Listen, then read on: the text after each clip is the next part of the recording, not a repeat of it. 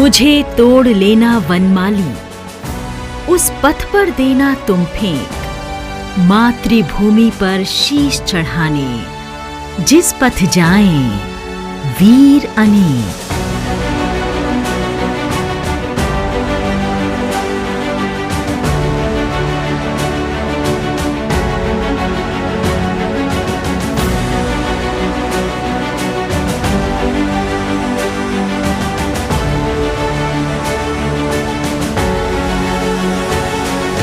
भारत की रक्षा में सदैव मुस्तैद हैं भारतीय सेना और अर्धसैनिक बल, और इन जाबाजों के हितों को सुरक्षित रखते हैं हम हैं रक्षा लेखा विभाग।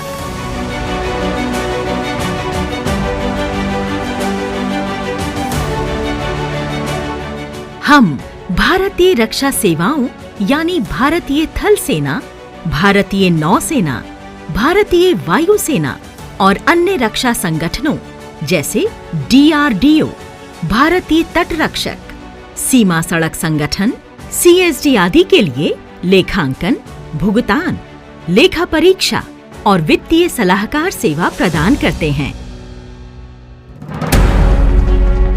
हम देश में पूर्व से पश्चिम और उत्तर से दक्षिण तक जहां कहीं भी हमारी सेना है वहां तो उनके साथ मौजूद हैं ही, पर जब वो 7 समंदर पार UN मिशंस पर जाते हैं तो तब भी हम उनके साथ होते हैं। संसार को वसुधैव कुटुंबकम का मंत्र देने वाले भारत ने संयुक्त राष्ट्र संघ के शांति मिशनों में शुरू से ही अग्रणी भूमिका निभाई है। भारतीय सैन्य बलों के साथ साथ भारतीय रक्षा लेखा सेवा के अधिकारियों की इन मिशनों में सक्रिय भागीदारी रही है। 1950 के पहले कोरियाई मिशन से लेकर अब तक भारत 4 महाद्वीपों में फैले 35 से अधिक संयुक्त राष्ट्र शांति मिशनों में महत्वपूर्ण उत्तरदायित्व उठा चुका है। राष्ट्र रक्षा अब सिर्फ सीमाओं तक सीमित नहीं है, बल्कि बहुत व्यापक है। इसलिए हर नागरिक को इसके लिए जागरूक करना ही उतना ही आवश्यक है। राष्ट्रयाम जागरयाम वयम, ये उद्घोष हमारे यहाँ जन जन तक पहुंचे, ये भी आवश्यक है। जैसे आत्मनिर्भर भारत के लिए हम whole of the government approach के साथ आगे बढ़ रहे हैं, वैसे ही राष्ट्र रक्षा के लिए भी whole of the nation approach समय की मांग है। भारत के कोटि कोटि जनों की यही सामूहिक राष्ट्र चेतना ही सुरक्षा और समृद्धि का सशक्त आधार है। भारतीय सेना और BRO कार्यालय के निकट स्थित ये रक्षा लेखा विभाग का एक लेखा कार्यालय है। इस दूरस्थ क्षेत्र में विषम परिस्थितियों में काम कर रहे विभाग के लोग हर दिन नई चुनौतियों से रूबरू होते हैं। हर फाइल, हर कार्य की सफलता राष्ट्र के प्रति हमारे समर्पण की पहचान है। हम सशस्त्र सेनाओं के साथ मिलकर एक ही लक्ष्य की ओर कार्य करते हैं, राष्ट्र सेवा, देश की सुरक्षा।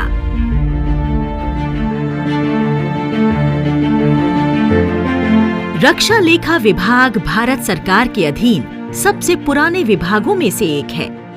हमारा इतिहास 275 वर्षों से भी अधिक पुराना है। विभाग की नींव पड़ी थी सन 1750 में, जब ईस्ट इंडिया कंपनी के अधीन कोलकाता के फोर्ट विलियम में तैनात सैनिकों को भुगतान करने के लिए पे मास्टर की नियुक्ति हुई थी।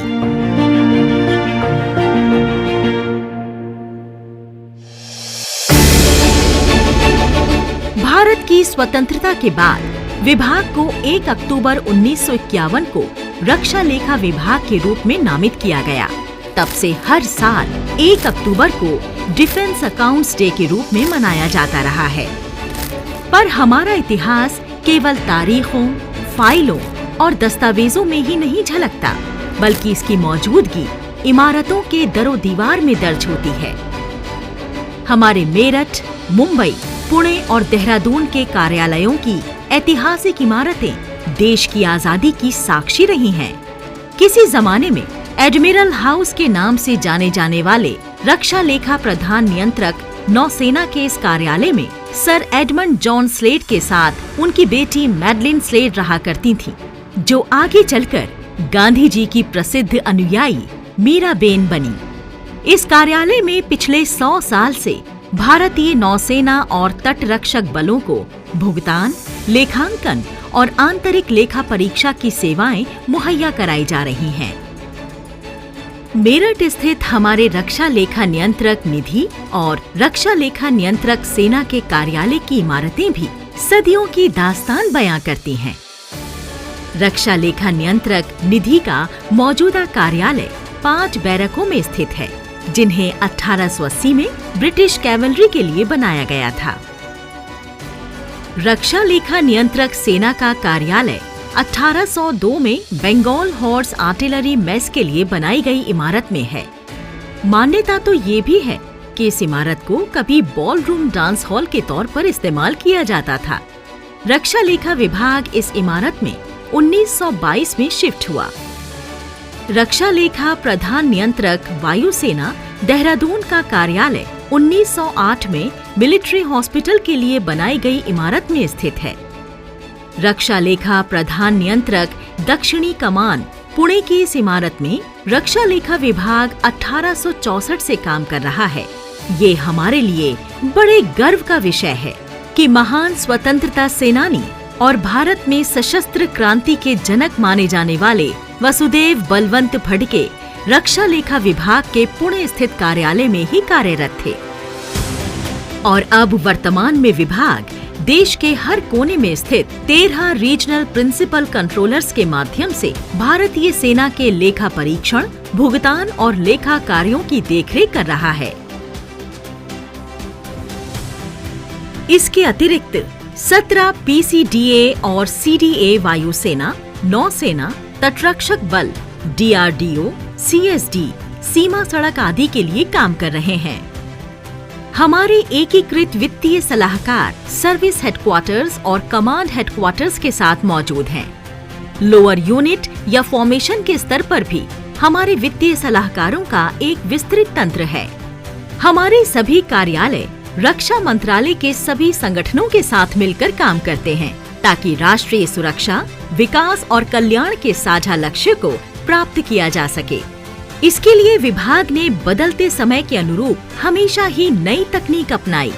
विभाग ने 1930 के दशक में ही डेटा पंचिंग के काम के लिए हॉलरिथ मशीन अपना ली थी।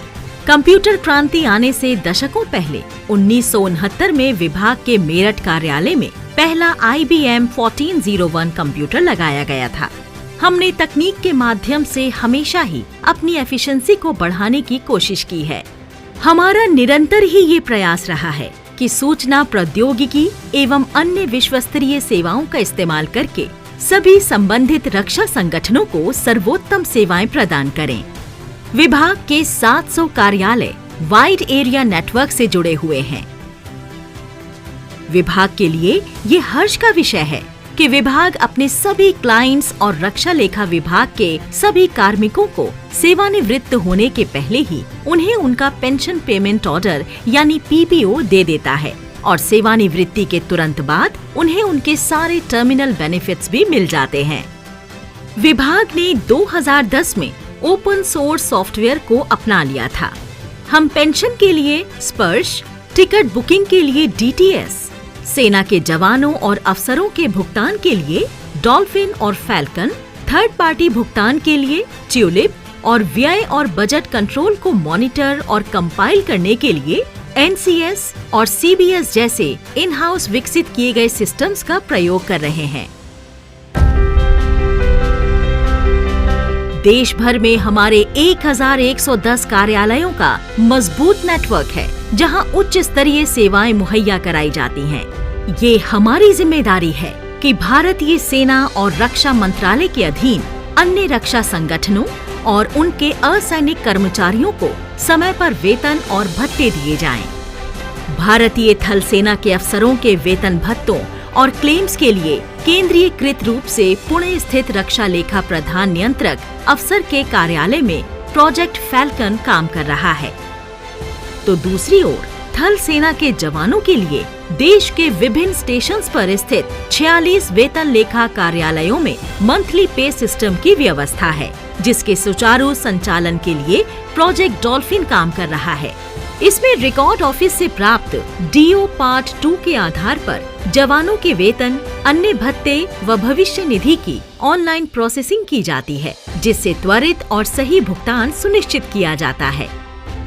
जवानों के परिवारजन भी अपनी आवश्यकता अनुसार एटीएम से कैश विड्रॉल कर सकते हैं। जवानों की सुविधा हेतु कुछ पीएओ कार्यालयों में IVRS कॉल सेंटर हेल्पलाइन भी लागू किया गया है। इसकी शुरुआत 2022 में पीएओ ASC बेंगलुरु से की गई। वेतन लेखा कार्यालय अन्य श्रेणी ASC AT जिस इमारत से काम कर रहा है वो 1870 में बनी थी। लकड़ी के फर्श और 21 विशाल दरवाजों वाले इसके भव्य सेंट्रल हॉल का उपयोग अंग्रेजों द्वारा डांसिंग हॉल के तौर पर किया जाता था। इस वर्ष अग्निपथ योजना के अग्निवीरों के वेतन आदि के रखरखाव के लिए दिल्ली में एक केंद्रीय वेतन लेखा कार्यालय भी खोल दिया गया है।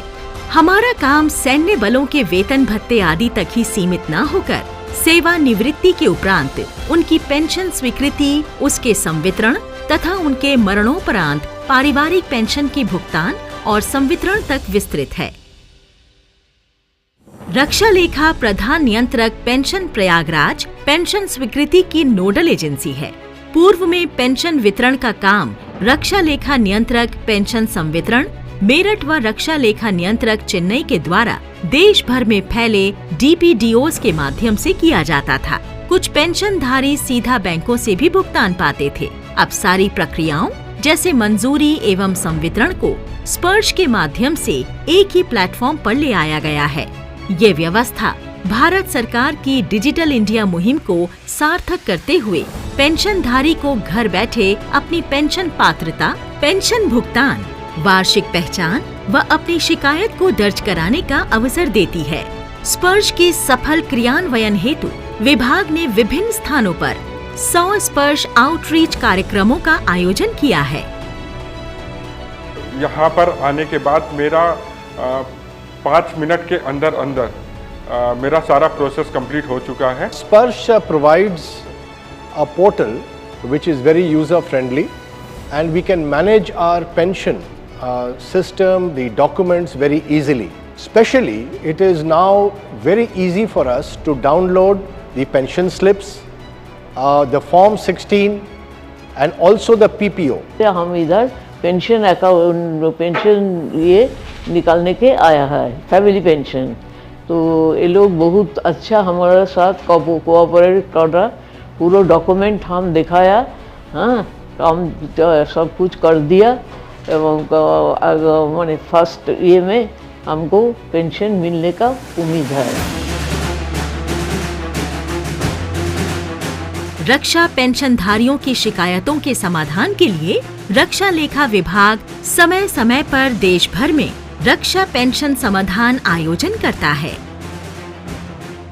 रक्षा पेंशन समाधान आयोजन एक मंच है जहां पेंशन मंजूरी और वितरण अधिकारी सीधे पेंशनधारियों के साथ बातचीत करते हैं और मौजूदा नियमादेश और भुगतान प्रक्रिया की सीमा के अंतर्गत उनकी शिकायतों को हल करने का प्रयास करते हैं। 1987 से अब तक देश में कुल 180 रक्षा पेंशन समाधान आयोजन हो चुके हैं। रक्षा लेखा विभाग के पास राष्ट्र के संपूर्ण रक्षा बजट के समुचित प्रबंधन का कार्यभार है। वर्ष 2022-23 का रक्षा बजट अनुमान 5,55,484 करोड़ रुपए था, जो वर्ष 2023-24 में बढ़कर 6,23,758 करोड़ रुपए हो गया है। रक्षा लेखा विभाग इस पूरे बजट के एक रुपए के खर्च के लिए जिम्मेदार है। रक्षा क्षेत्र में वित्तीय सलाह के माध्यम से रक्षा लेखा विभाग देश के विकास में महत्वपूर्ण भूमिका निभा रहा है। हमारे वित्तीय सलाहकार राष्ट्र की सुरक्षा हेतु खरीदे जाने वाले बड़े से बड़े अस्त्र शस्त्र, एयरक्राफ्ट्स, सबमरीन्स, वेपन सिस्टम्स और राशन, क्लोथिंग जैसी छोटी से छोटी रोजमर्रा की चीजों आदि से संबंधित प्रस्तावों पर महत्वपूर्ण वित्तीय सलाह देते हैं।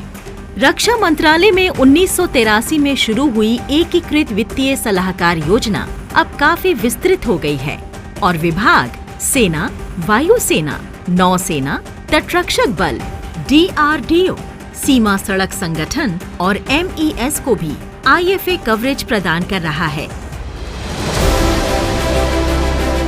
भारत सरकार द्वारा शुरू किए गए जेम पोर्टल पर कॉन्करेंस देने के लिए विभाग ने IFA CFA का इंटीग्रेशन किया है। इससे कॉन्करेंस में लगने वाले समय में काफी कमी आई है। अपने इन दायित्वों के निर्वाह में और निखार लाने, सतत सीखने तथा वित्तीय सूचना के प्रबंधन, लेखा परीक्षण और लेखांकन के मानकों की अद्यतन जानकारी देने के लिए रक्षा लेखा विभाग के पास एक सुव्यवस्थित प्रशिक्षण तंत्र है। विभाग को नेतृत्व प्रदान करने वाले भारतीय रक्षा लेखा सेवा के अधिकारियों के लिए पुणे स्थित NADFM है, तो विभाग के अन्य कार्मिकों के प्रशिक्षण के लिए कोलकाता, लखनऊ, पुणे, मेरठ और बेंगलुरु में क्षेत्रीय प्रशिक्षण केंद्र, गुरुग्राम में OTI और दिल्ली स्थित इन सब की नोडल एजेंसी सेंट्राड है। हमारे पास पूरे देश का एकल पेंशन संबंधी प्रशिक्षण देने वाला DPTI प्रयागराज भी है। इसके अलावा विभाग के अधिकारी अपने व्यावसायिक कौशल को धारदार बनाने के लिए समय समय पर IIM जैसी नामचीन संस्थाओं में भी जाते रहते हैं। हाल ही में माननीय प्रधानमंत्री जी द्वारा मिशन कर्मयोगी पहल के तहत NADFM को national standards for civil service training institutions के अंतर्गत मान्यता प्रदान की गई। भारतीय रक्षा वित्त के प्रशिक्षण को वैश्विक आयाम देने और दुनिया की बेस्ट प्रैक्टिसेस को जानने और अपनाने की दृष्टि से रक्षा मंत्रालय के वित्त प्रभाग एवं रक्षा लेखा महानियंत्रक द्वारा दिल्ली में 3 दिवसीय अंतर्राष्ट्रीय रक्षा वित्त और अर्थशास्त्र सम्मेलन आयोजित किया गया। इस सम्मेलन के उद्घाटन उद्बोधन में माननीय रक्षा मंत्री ने देश में सेना के महत्व को रेखांकित करते हुए सेनाओं के आधुनिकीकरण तथा लोक निधि के ऑप्टिमल यूटिलाइजेशन तथा फाइनेंशियल प्रॉपर्टी पर बल दिया। The modern era, distinct from earlier ages, is the age of nation states. The nation states perform many indispensable functions, including ensure security, make provision for the welfare of the community, promote socio-economic development, and so on. Of all these functions, ensuring security of the populace from external aggression and internal disruptions is the most primal function of the state.